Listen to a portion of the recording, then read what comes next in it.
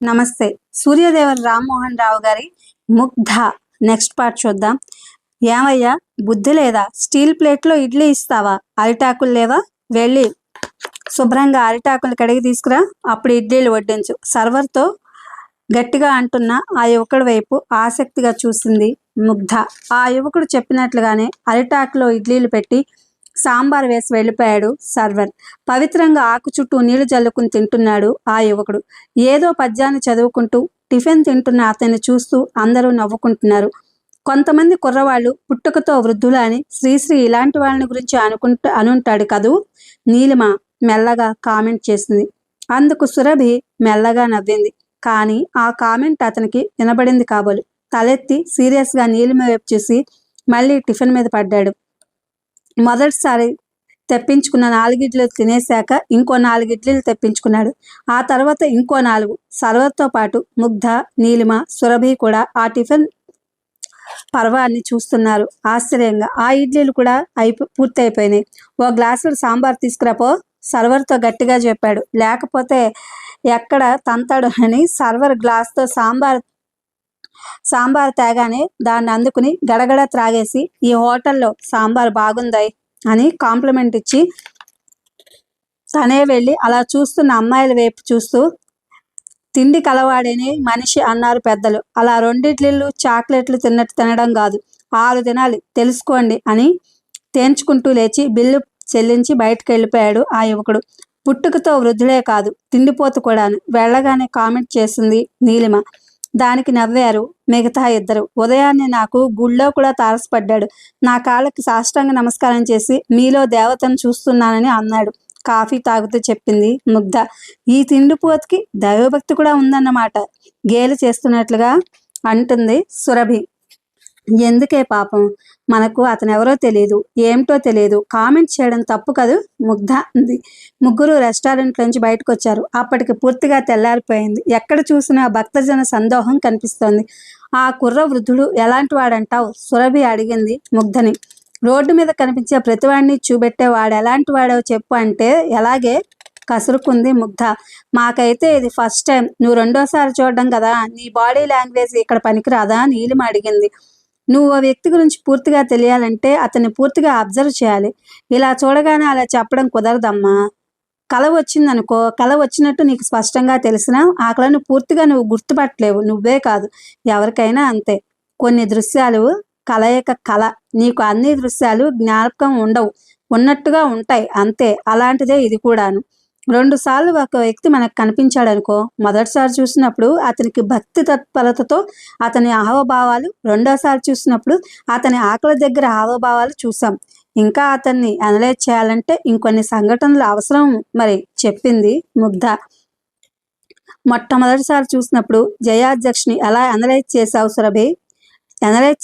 సురభి ప్రశ్నించింది. మంచి ప్రశ్నే, కానీ ఇందులో నీకు అర్థం కానిది ఒకే ఒక పాయింట్ ఉంది. అదేంటంటే ఆ సమయంలో జయాధ్యక్ష ఎదుటి వ్యక్తితో ఏదో మాట్లాడుతున్నాడు. అతను మాట్లాడుతున్న దానికి వింటున్న దానికి అక్కడ మనకు ఎక్స్ప్రెషన్స్ స్పష్టంగా కనిపిస్తోంది.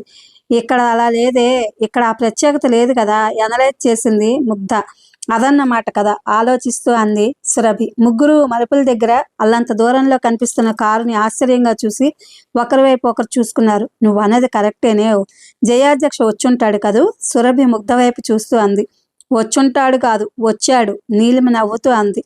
ముగ్గురు కాటేజ్ దగ్గరికి వెళ్ళేసరికే లోని నుండి నవ్వులు వినపడ్డాయి. ముగ్గురు వరండాల కుర్చీల్లో కూర్చున్నారు. ఆ చప్పుడికి లోపల నుంచి వచ్చింది అలక. ఆ వెనుకే జయాధ్యక్ష.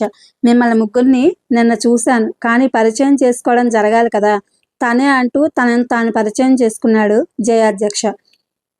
తన మిత్రురాళ్ళని పరిచయం చేసింది అలక.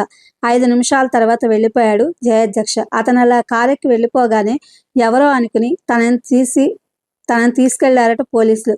1 గంట తర్వాత సారీ చెప్పి వదిలేశారట, చెప్పింది అలక. అది నిజం కాదేమో అనిపించింది ముగ్ధకు, కానీ బయట అనలేదు. జయాధ్యక్ష ఆ కాసేపు తనతో మాట్లాడి తనని పొగిడిన తీరును ఉదాహరణలతో చెప్తోంది అలక పరవశంగా. అదే సమయంలో పేపర్ బై ఒక పేపర్ పడేసి వెళ్ళాడు.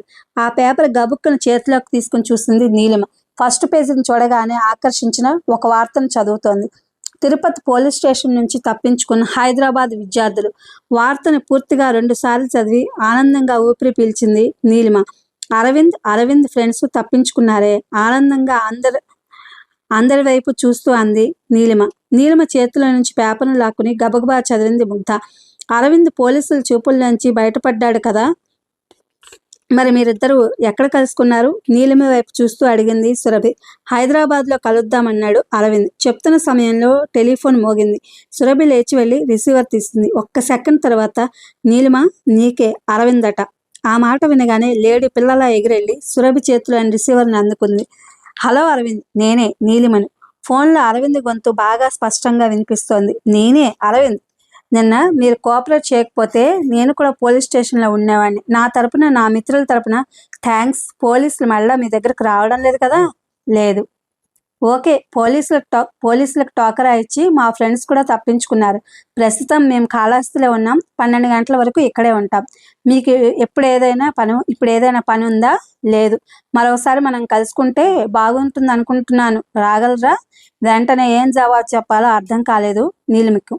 వస్తామని చెప్పు, పక్క నుంచి మెల్లగా అంది సురభి. వస్తాను. ఎక్కడికి రావాలి? కాళహస్తి దేవాలయం ఎదురుగా రోడ్డు మీద బస్సు ఆగుతుంది, దిగిపోండి. మిమ్మల్ని నేను రిసీవ్ చేసుకుంటాను. టక్కున ఫోన్ పెట్టేసిన శబ్దం వినిపించింది. రిసీవర్ని యథాస్థానంలో పెట్టేసి వరండాలోకి వచ్చింది. మీ అరవింద్ గారే రమ్మంటున్నారా? ఎక్కడున్నారు? ఆసక్తిగా అడిగింది ముగ్ధ. కాళహస్తిలో అని ఒక్క క్షణం ఆగింది. ఆ పైన లోనికెళ్ళి 10 నిమిషాల్లో తయారైపోయి బయటకొచ్చింది నీలిమ. నేను వెళ్తున్నానే, సాయంత్రం కలుస్తాను. అక్కడి నుంచి ఫోన్ చేస్తా చెప్పి మెట్లు దిగింది. ఇప్పటికీ 3 సెటిల్ అయిపోయాయి. నువ్వు ఒక్కదానివే ఉన్నావే ముగ్ధను చూస్తూ అంది సురభి. దానికి జవాబుగా నవ్వి ఊరుకుంది ముగ్ధ. ఆమెకు చటుక్కున గుళ్ళోని పుట్టుకతో వృద్ధుడు జ్ఞాపకం వచ్చాడు. అప్పటికి సరిగ్గా 8 గంటలైంది. తిరుమల బస్టాండ్లో నిలబడింది నీలిమ.